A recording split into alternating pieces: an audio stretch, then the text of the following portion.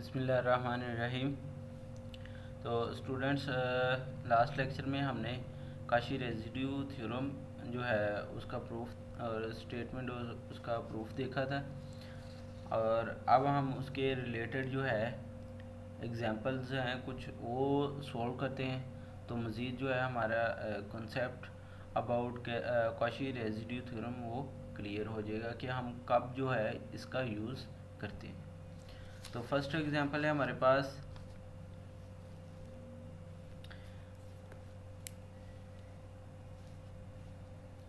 Integral, ठीक है, along curve, ठीक है, कर्व है हमारे पास, ये दी गई है, ठीक है, क्लोज्ड कर्व है, और जो फंक्शन है हमारे पास वो है जी स्केयर ओवर जी माइनस वन का square into G minus two D G. अब सबसे पहले तो आपने ये क्या है हमारे पास जी कर्व हमारे पास है, जी का मोड इज इक्वल टू 2.5, मतलब इस चीज़ को हम ऐसे लिख सकते हैं जी माइनस ज़ीरो, यानी जी नोट जो है वो यहाँ पर ज़ीरो है, तो इज इक्वल टू 2.5, यानी कि यहाँ पर रेडियस क्या है, ये सर्कल है हमारा जिसका रेडियस है 0 यानी ओरिजिन, और सॉरी सेंटर जो है वो 0 और रेडियस जो है वो 2.5 है, 1 2 और 2.5 यहाँ तक ये बनेगा, और ये हमारे पास बन जाएगा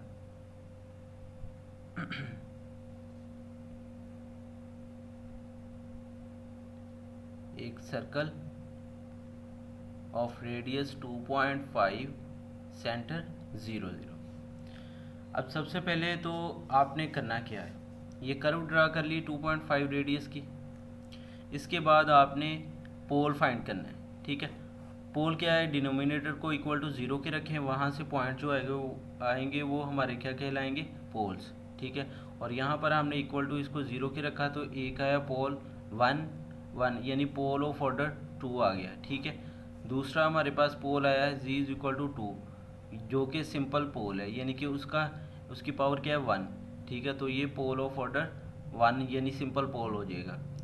तो हम इस थ्योरम से पहले जो है वो दो फार्मूलाज डिस्कस कर चुके हैं, सिंपल पोल के लिए भी, ठीक है, सॉरी, सिंपल पोल पर रेडियस कैसे रेजिड्यू कैसे फाइंड करते हैं, और पोल ऑफ ऑर्डर m यानी 1 से ज़्यादा किसी पोल का जब ऑर्डर आ जाता है तो तब जो है हम कैसे उस पॉइंट पर फंक्शन का रेजिड्यू फाइंड करते हैं, ठीक है। दोनों फार्मूलाज हम डिस्कस कर चुके हैं, ठीक है। अब मैं यहाँ पर उनका यूज़ ले रहा हूँ रेजिड्यू फाइंड करने के लिए, ठीक है, क्योंकि जो काशी रेजिड्यू थ्योरम है उसमें ये जो हम फंक्शन के रेजिड्यू पोल्स रेजिड्यूज फाइंड करेंगे इन पोल्स पर, उनका सम है, और उनके सम को 2 पाई एटा से मल्टीप्लाई करने से उस फंक्शन की इंटीग्रेशन आती है, ठीक है।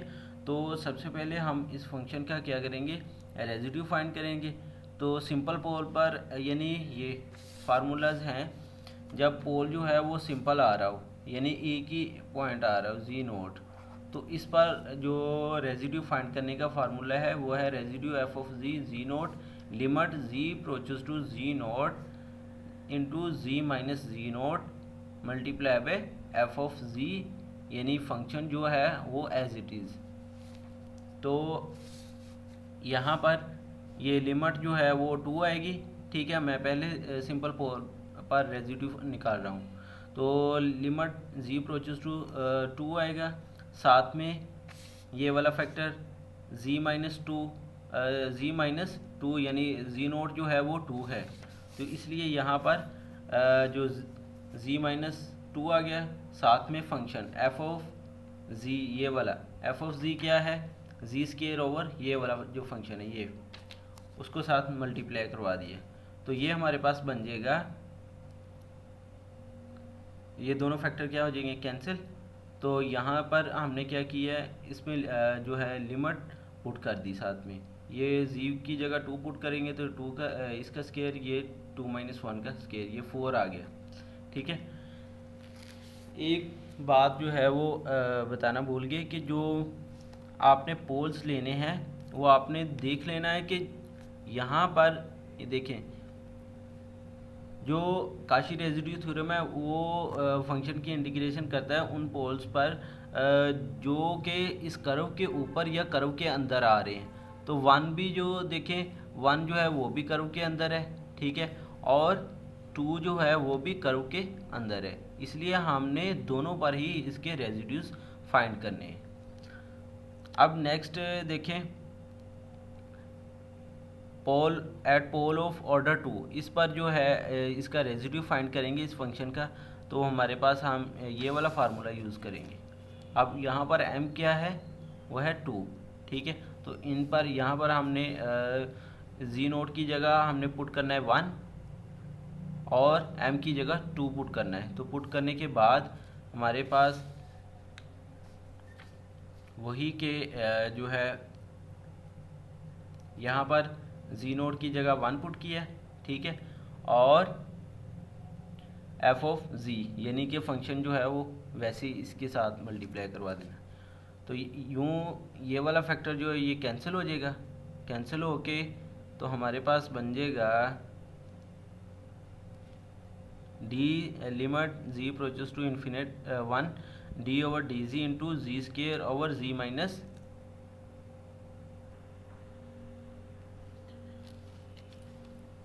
तो यहाँ से ये हमारे पास ये फैक्टर जो है वो कैंसिल हो गया। कैंसिल होने के बाद जो है ये बन गया। अब यहाँ पर इसका हमने डेरिवेटिव फाइंड करना है, तो डेरिवेटिव इस पे क्वोशिएंट रूल अप्लाई कर देंगे। नीचे वाले का स्केयर नीचे वाला वैसे ही, ऊपर वाले का डेरिवेटिव 2z आ गया। इसी तरह ऊपर वाला वैसे ही, नीचे वाले का डेरिवेटिव वो 1 आ जाएगा। ठीक है, अब नेक्स्ट इस पर लिमिट अप्लाई कर दें। लिमिट अप्लाई कर दी तो हमारे पास ये आ जाएगा और फाइनल जो है वो -3 बन जाएगा सिंप्लीफिकेशन के बाद। अब by using Kashi residue theorem, और ये होता है हमारे पास किसी भी फंक्शन की जो इंटीग्रेशन वो इक्वल होती है 2 पाई एटा समेशन r, ठीक है, और r क्या है, रेजिड्यूज है हमारे पास 2, एक 4 है और दूसरा -3, यानी प्लस थे तो प्लस माइनस माइनस होता है, तो 4 - 1, तो 1 को 2 पाई एटा से मल्टीप्लाई किया, तो यूँ हमारे पास जो फंक्शन है, फंक्शन क्या है, जी स्केयर ओवर जी -1 होल का स्केयर इंटू जी -2 डी जी का जो इंटीग्रेशन है वो आ गया 2 पाई एटा। ठीक है, ये इसका आंसर। सेकंड एग्जांपल हम देखते हैं। सेकेंड एग्जांपल है हमारे पास, फंक्शन है जी cos जी ओवर जी minus pi over 2 D G, और कर्व है जी -1 इज इक्वल टू 1। तो सबसे पहले हम जो है यहाँ पर सेंटर देखते हैं कितना है, तो इसको हम यूँ लिख सकते हैं,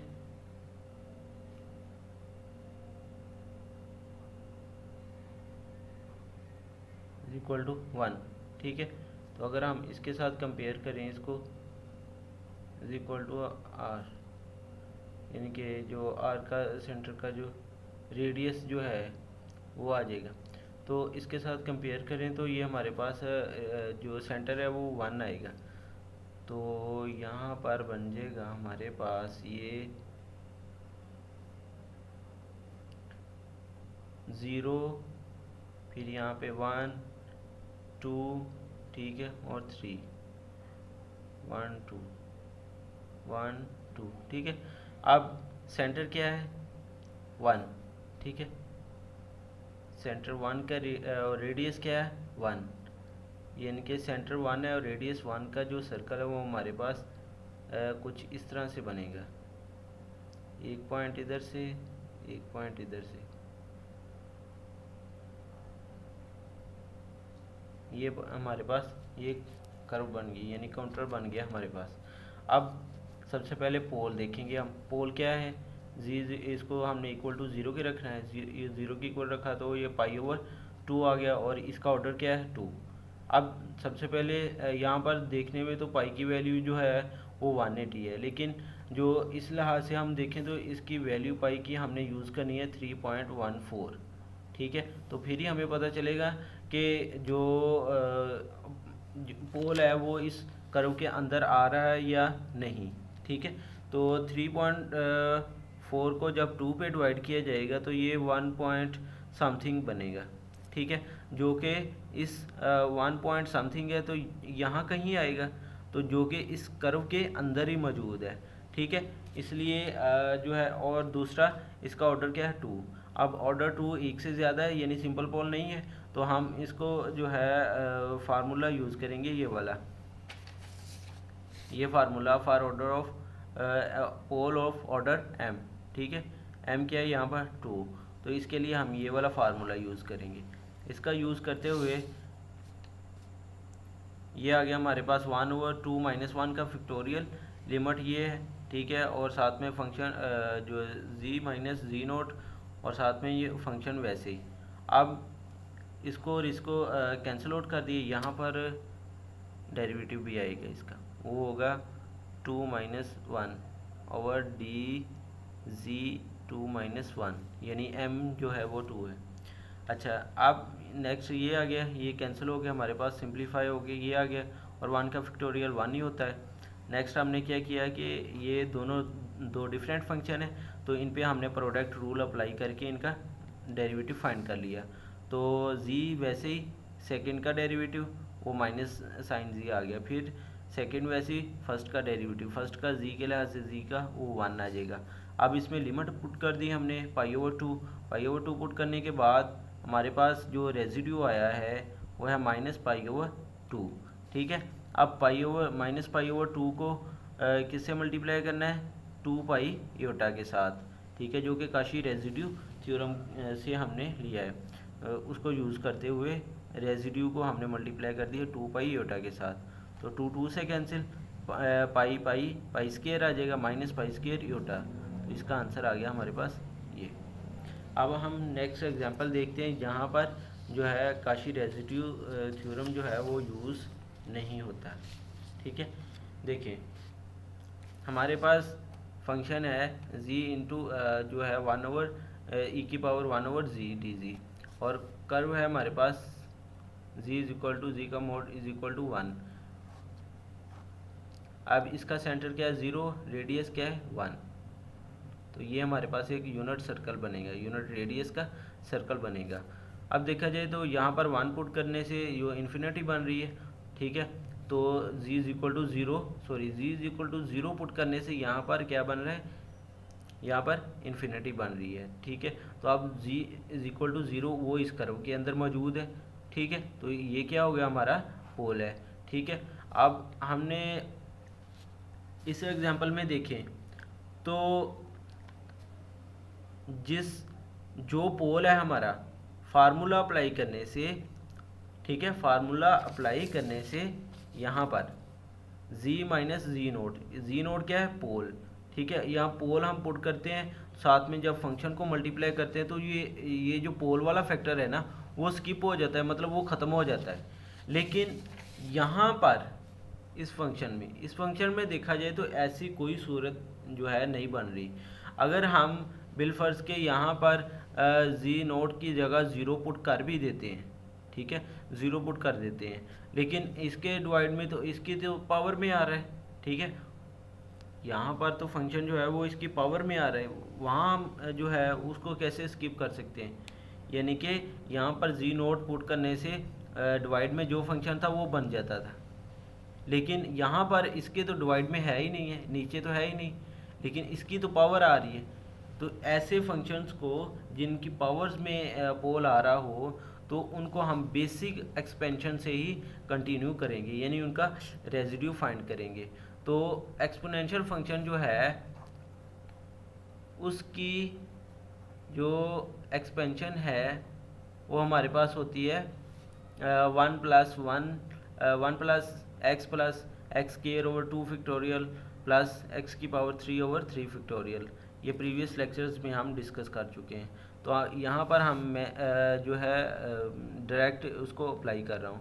जी into 1 plus 1/z plus 1/2 factorial into G का स्केयर प्लस 1/3 का फैक्टोरियल जी की power 3 plus up to so on. ठीक है, अब जी को मल्टीप्लाई कर दें, जी, और जब यहाँ पर जी मल्टीप्लाई होगा तो ये कट जाएगा, 1 बच जाएगा। फिर यहाँ पर जी मल्टीप्लाई होगा तो ये हमारे पास 1/2 फैक्टोरियल, जी यहाँ पर मल्टीप्लाई होगा 1 के साथ तो ये जी स्केयर, तो ये किससे कैंसिल हो जाएगा, बाकी नीचे जी बच जाएगा, अब plus up to so on. अब हमने रेसिड्यू देखा है कि जहाँ पर जी की पावर 1 होती है उसके साथ जो कोफिशिएंट होता है वो हमारा क्या कहलाता है, रेसिड्यू। तो इसके साथ जो है कोफिशिएंट क्या है, 1/2 का फैक्टोरियल, तो इसका रेसिड्यू फिर क्या आ गया, किस पॉइंट पर, 0 पर, वो आएगा 1/2 का फैक्टोरियल, और 1/2 का फैक्टोरियल क्या होता है, वो 1/2। अब इसको हमने मल्टीप्लाई करना है by using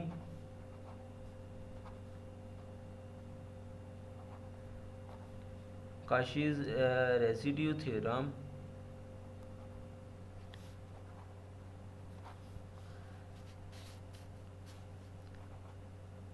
Kashi residue theorem को यूज़ करते हुए इस फंक्शन की जो इंटीग्रेशन है वो आएगी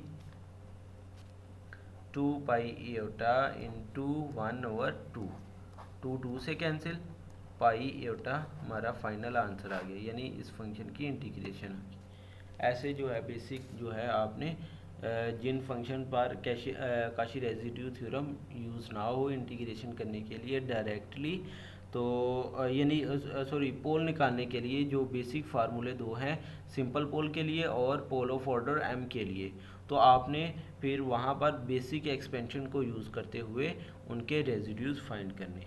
ठीक है, तो नेक्स्ट लेक्चर में हम इंशाल्लाह देखेंगे कि प्रिंसिपल आर्गूमेंट थ्योरम देखेंगे। ठीक है, तो इसके साथ ही लेक्चर हुआ ख़त्म। अल्लाह हाफ़िज़।